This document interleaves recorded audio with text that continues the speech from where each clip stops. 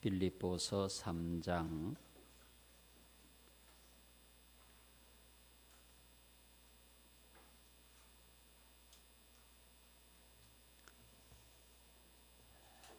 빌립보서 3장 4절 말씀입니다. 그러나 나도 육체를 신뢰할 만하며 만일 누구든지 다른 이가 육체를 신뢰할 것이 있는 줄로 생각하면 나는 더욱 그러하리니 나는 8일 만에 할례를 받고 이스라엘 족속이요 베냐민 지파요 히브리인 중에 히브리인이요 율법으로는 바리새인이요 열심으로는 교회를 박해하고 율법의 의로는 흠이 없는 자라. 그러나 무엇이든지 내게 유익하던 것을 내가 그리스도를 위하여 다 해로 여길 뿐더러 또한 모든 것을 해로 여김은 내 주 그리스도 예수를 아는 지식이 가장 고상하기 때문이라. 내가 그를 위하여 모든 것을 잃어버리고 배설물로 여김은 그리스도를 얻고 그 안에서 발견되려 함이니 내가 가진 의는 율법에서 난 것이 아니요 오직 그리스도를 믿음으로 말미암은 것이니 곧 믿음으로 하나님께로부터 난 의라. 아멘. 축복합니다. 사랑합니다.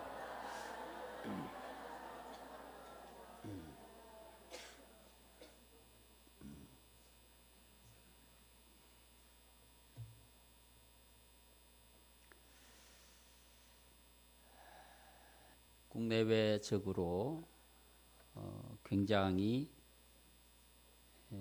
혼란스러운 일들이 계속되고 있습니다. 정치적으로나 경제적으로나 결코 평안치가 않다. 어제가 6.25 전쟁이 일어난 지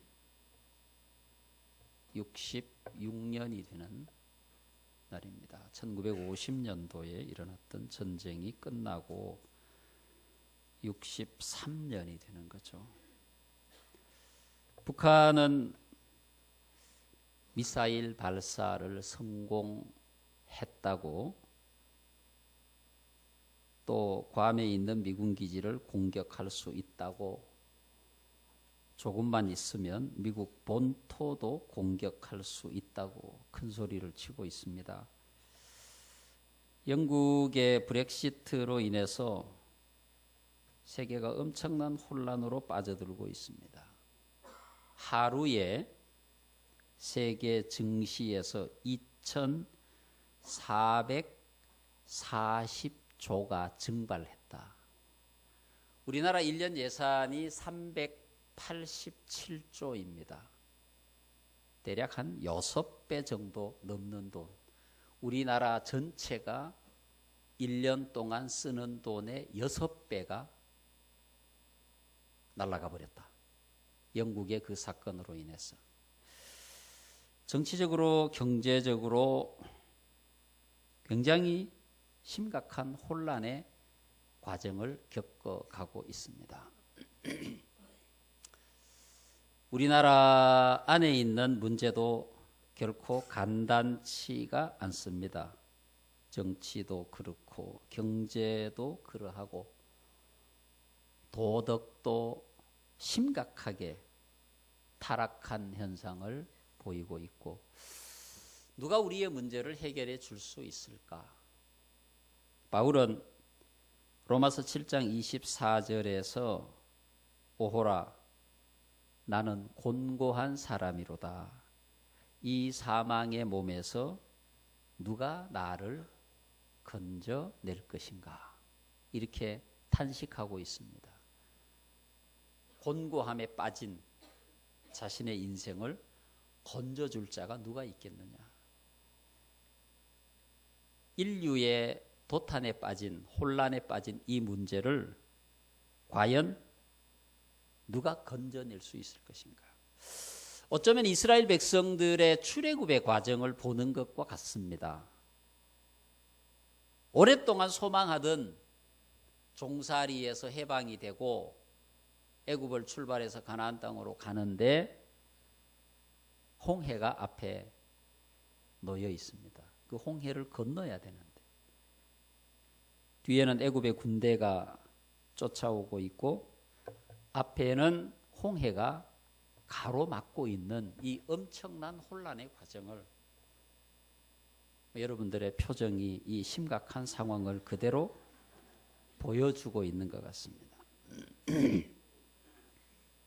누가 과연 우리를 건져낼 수 있겠는가? 여러분 오늘 주보에 보면 말씀의 제목이 예수님 한 분만으로 충분합니다. 이렇게 말씀의 제목이 있는데 이미 이 말씀의 제목 가운데 오늘 말씀의 결론이 나와 있는 것입니다. 이 혼란과 절망의 상황을 끝낼 수 있는 자가 누구냐? 이 사망의 곤고한 상황에 빠져 있는 우리 인생의 문제를 누가 해결할 수 있겠느냐? 오직 예수 그리스도밖에는 없다. 이걸 우리가 인정하는 게 굉장히 중요하다. 예수밖에는 문제의 해결책이 없다는 것이죠. 여러분 이스라엘 백성들이 사실 홍해를 건너서 광야로 들어갔을 때 더 심각한 많은 문제들이 기다리고 있었습니다. 먹을 물, 마셔야 될 물, 먹을 음식, 광야의 아주 열악한 생활 환경, 누가 이 해결할 것이냐? 그런데 성경은 우리에게 하나님께서 애굽에서 그들을 나오게 하셨고 하나님께서 홍해를 건너게 하셨고 하나님께서 물을 주셨고 하나님께서 먹을 걸 주셨고 하나님께서 구름 기둥과 불 기둥으로 그들의 열악한 환경을 해결해 주셨다고 하는 것을 성경이 우리에게 말씀해 주고 있습니다. 그렇다고 한다면 결국 오늘의 우리의 혼란의 문제도 결국은 하나님만이 해결하실 수 있다. 예수님만이 해결하실 수 있다. 오직 생명과 진리와 구원과 평강과 평화가 되신 예수 그리스도 한 분만으로 충분하다고 믿습니다. 지금 우리의 상황은 참 불안하기 짝이요. 북한에 어떻게 보면 예측할 수 없는 전 세계가 결의를 해서 옥죄어 들어가는데도 끄떡도 안 하는 세상에 김정은이는 하나님 다음으로 아마 담대하고 용감한 것 같습니다. 무식하고 무지하고 어리석은 건지 아니면 용기가 있는 건지 전 세계가 중국까지도 그러고 있는데 얼르고 달래고 협박하고 있는데 끄떡도 하지 않고 대포 쏘고 또 쏘고 핵실험하고 전 세계에 유일하게 남은 분단 국가 우리 조국 대한민국 너무 불안합니다. 전쟁이 일어나면 어떻게 되겠습니까? 울산은 뭐 저기서 좀 머니까 괜찮겠습니까? 괌에 대포 쏘아가지고 폭발을 시켜버린다고 그러는데 울산이야 뭐 아무것도 아니죠. 안전한 지대가 어디 있겠습니까? 안전한 곳이 어디에 있겠습니까? 누가 우리를 안전하게 보호할 수 있겠습니까? 다윗이 사무엘상 17장 47절에서 이렇게 고백하고 있습니다. 전쟁은 여호와께 속한 것인즉. 할렐루야. 네. 전쟁은 하나님께 속한 것이다. 여러분 하나님께서 허락하시지 아니하시면 전쟁이 일어날 수가 없습니다.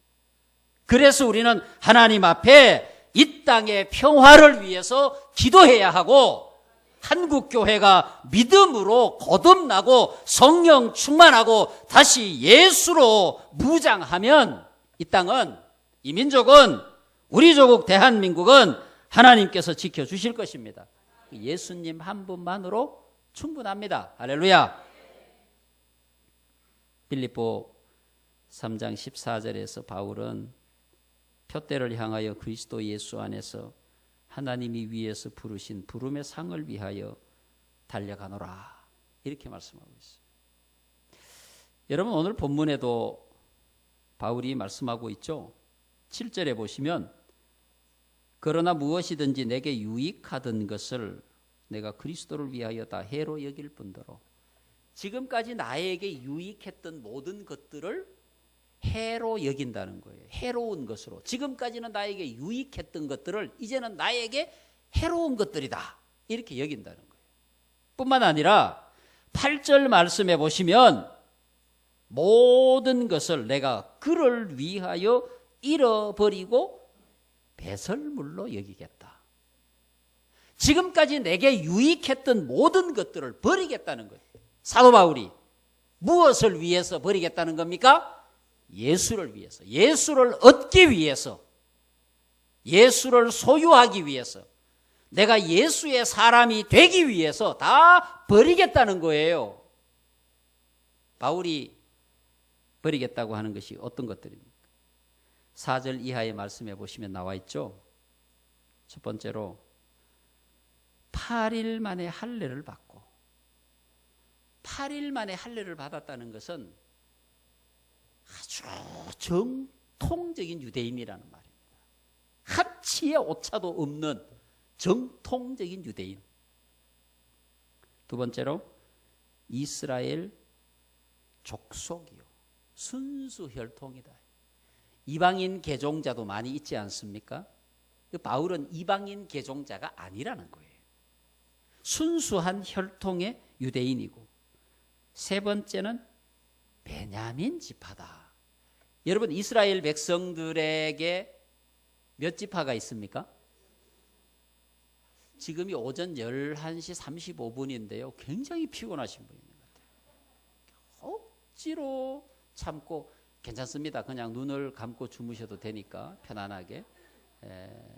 예배는 우리에게 평강을 주시고, 은혜를 주시고, 축복을 주시고, 하나님 사랑하시는 자에게 잠을 주신다고 그렇게 해석하시면 안 됩니다. 여러분, 베냐민 지파는 이스라엘의 12지파 가운데 야곱이 라헬, 가장 사랑했던 라헬의 아내가 몇 명입니까? 야곱의 아내가 몇 명입니까? 4명이었죠. 그 중에 가장 사랑했던 아내가 라헬인데, 그 라헬을 통해서 낳은 아들이 베냐민입니다. 굉장히 사랑했어요. 그리고 그 베냐민 지파를 통해서 사울 왕이 나왔고요, 에스더가 나왔고요, 모르드게가 나왔어요. 베냐민 지파라고 하는 것은 그들 가운데 굉장히 자랑스러운 지파인데, 지금 바울이 베냐민 지파라는 거죠. 12지파 가운데 우월세. 난지 8일 만에 할례를 받았고, 이스라엘 족속이고, 베냐민 지파고, 히브리인 중에 히브리인이고, 순수한 아브라함의 혈통이라는 겁니다. 뿐만 아니라 율법으로는 바리새인, 가장 엄격한 종파에 속해 있는 꼴통 보수. 누가 그랬다는 겁니까? 바울이. 또 열심으로는 교회를 박해하였고, 오늘 성경에 보세요. 율법의 의로는 흠이었고, 사도행전 22장 28절에 보면은 나면서부터 로마의 시민권을 가졌고, 미국의 자식에게 시민권을 얻게 하기 위해서 배가 남산만해가지고 비행기 타고 미국에 애기 낳으러 많이 갔잖아요. 예? 미국 시민권을 얻게 하려고. 바울은 언제부터 로마의 시민권을 가졌어요? 당대의 세계를 지배했던 로마의 시민권을 태어나면서부터 가졌다는 거죠.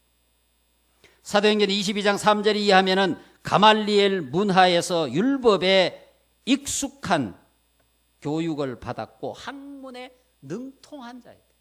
그러니까 적어도 사도 바울을 개인적으로 인간적으로 유익하게 하는 많은 것들이 있었어요. 이 모든 것들을 예수를 얻기 위해서 어떻게 했습니까? 다 버렸다. 해로운 것으로 여겼다는 거예요. 배설물로 여겼다는 거예요. 왜? 사도 바울에게 있어서 이 모든 것과 바꿀 수 없는 것은 오직 진리 되시고 구원이 되시고 생명이 되시는 예수님이다. 여러분들도 그렇게 생각하십니까? 별로 아니신 것 같아요. 여러분 인생에 정말 예수님이 소중한 분이십니까? 예수만으로 충분합니다. 더 이상 우리에게 뭐가 필요하겠습니까? 오늘 이 험악하고 위험한 시대를 이끌어갈 수 있는, 우리를 보호해 주실 수 있는 분은 오직 예수 외에는 없습니다. 민족의 문제도, 나라의 문제도, 우리 개인의 문제도, 가정의 문제도 해결할 수 있는 길은 예수밖에 없다. 여러분, 우리는 너무 많이 가졌어요. 너무 많이 가졌어요. 우리를 유익하게 할 것이라고 생각하는 너무 많은 것들을 가졌기 때문에 예수께서 들어오실 자리가 없어요. 우리 마음에 너무 많은 것을 가졌어요. 마음을 청소해서 다 비워내고 오직 그분, 생명이 되시는 예수, 진리가 되시는 예수, 평화가 되시는 예수, 그분을 모시기를 축복합니다.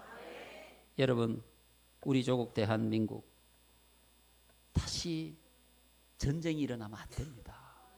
절대 안 됩니다. 끝납니다. 나라가 끝나는 게 아니라 교회가 끝납니다. 우리 인생은 죽어 천국 가면 됩니다. 그러나 이 땅의 백성과 이 땅의 교회가 끝이 납니다. 이 땅의 교회가 끝이 나면 세계를 향하여 복음 전파를 할 수가 없습니다. 민족을 지켜야 하고 나라를 지켜야 합니다. 이 땅에 전쟁이 일어나면 안 됩니다. 전쟁은 여호와께 속한 것이라 했으니 우리가 한국교회가 정신 차리고 하나님 앞에 기도하여서 이 땅을 믿음으로 지켜가야 합니다. 예수님만으로 충분합니다. 예수만으로 능통할 수 있습니다. 예수만으로 더 이상 다른 게 필요가 없습니다. 오늘 성경은 그것을 말씀합니다. 바울은 그 예수를 얻기 위해서 다 버렸다고 했어요. 여러분, 다 있는데 예수가 안 계셔. 이게 오늘 그리스도인의 모습입니다. 그래서 능력이 없어요. 그래서 은혜가 없어요. 그래서 기적이 일어나지 않아요. 다 있는데 예수가 안 계셔. 여러분, 이제는 우리가 세상에 있는 것들을 하나씩 내려놓고 진리 되시고 생명 되시고 구원이 되시는 예수를 모셔야 합니다. 예수가 우리 안에 계셔야 돼요.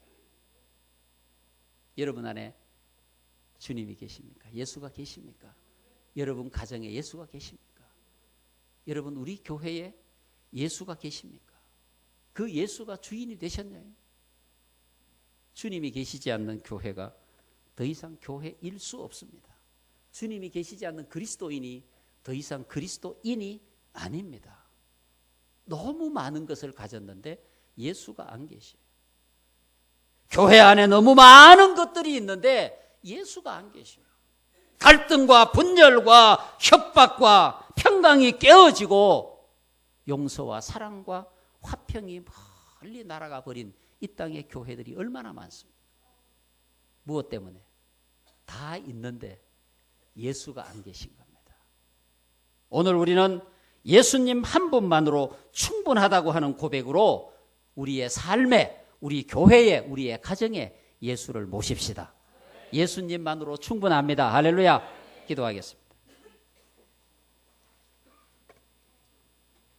하나님, 예수님만으로 충분하다고 고백합니다. 예수만이 우리의 인생의 전부요,